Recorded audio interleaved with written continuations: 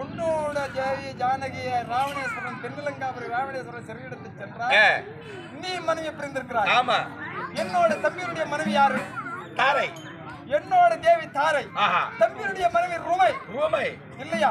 நான் எதை வைத்து அவருடைய மனைவி ஞாபகம் சொல்லுகிறாய்? ருமையை உன் மனைவியை ஆக்கி கொண்டாய். அதாவது என்னோட தேவி தாரிய இடத்தில் நான் வாழ்ந்து கொண்டிருக்கிறேன். ருமை இடத்திலே அவன் வாழ்ந்து கொண்டிருக்கிறான்.